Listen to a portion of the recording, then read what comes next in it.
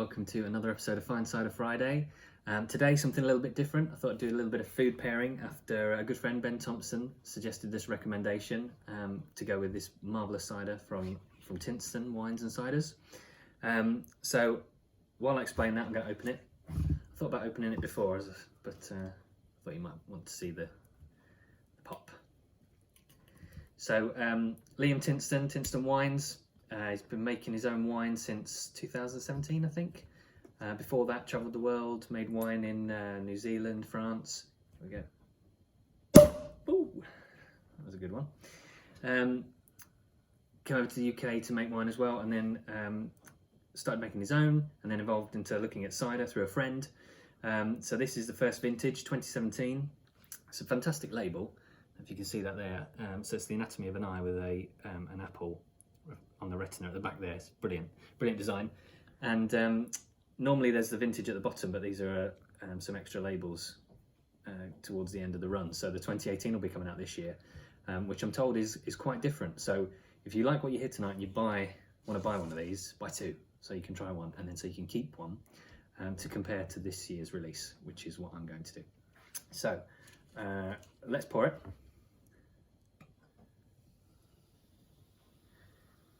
It's made a traditional method, just like champagne. So the primary fermentation takes place in tank, left on the lees for a little while to evolve, and then it's bottled with a dosage of yeast and some sugar to undergo a secondary fermentation, and it's left in the bottle on the lees for a while as well to really kind of evolve those flavours. And as you can see, it's got a brilliant colour. It's like bright gold, really vibrant, and those bubbles are just swirling around in there. I don't know if I said already, it's 100% Bramley apple, and we've had the Bramley 100% champagne method on here before with Tor cider a month or two back. So it's interesting to compare to this one. So let's have a smell.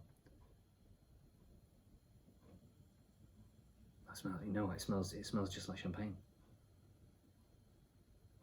It's got that kind of that white grape, the floral notes that you get from a sparkling white wine. Just a hint of green apple in the back, and then that kind of bready note you get from that aging on the lees, just like champagne. It smells really good. I mean, if you poured that in a glass and I didn't know what it was, I think I would have, maybe the colour might have slightly given it away, but I would have guessed that was champagne. That smells lovely. Right, let's have a taste.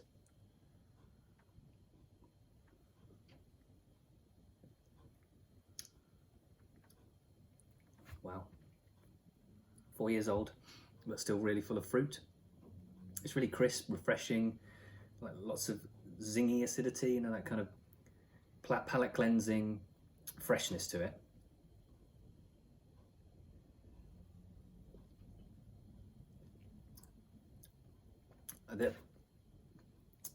Can't get it out. The acid from the Bramley is obviously quite powerful, quite sharp, but I think that aging has mellowed it slightly so that it doesn't overpower you. I've pressed Bramley fruit before, and it can be really sharp, but this is kind of delicate in a way. It's mellowed out slightly. I think the next vintage will be even more so, because Liam tells me he's played around with quite a few elements of it in terms of aging and how much sparkle he wants to give it. So he's a winemaker who's evolved into using cider making techniques, which is really intriguing. But that is lovely. Let's have another sip.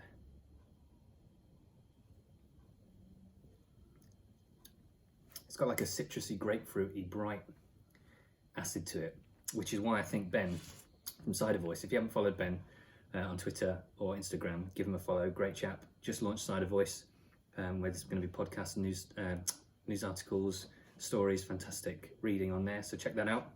He recommended that this goes marvellously with smoked salmon. So I've got myself a little bit here on a cracker, and let's give it a go. So not only do you get to watch me drink tonight, you get to watch me eat. So cheers.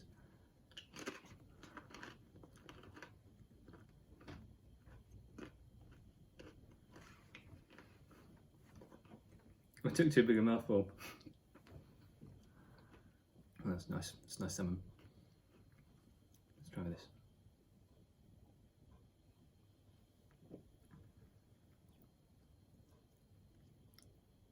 Do you know what? It does pair marvellously, actually.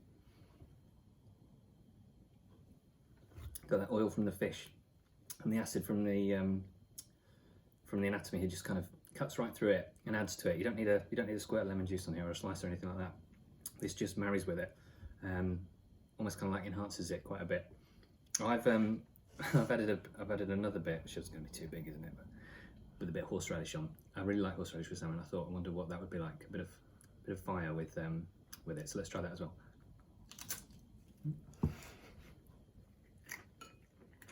Excuse me.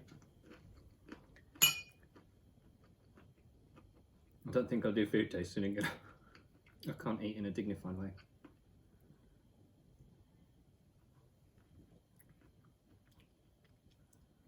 I think I put a bit too much horseradish on that, overpowers it a little bit. But a little bit of heat in there with that salmon, I think, is really, really nice.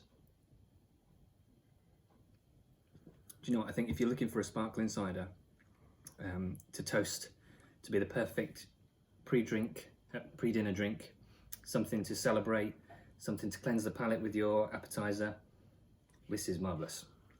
Fantastic stuff. So, what do I say? Cheers to Ben for the recommendation again. And cheers to Liam, thanks for sending me the bottle, and really looking forward to this year's 2018 release. So yeah, cheers to the weekend.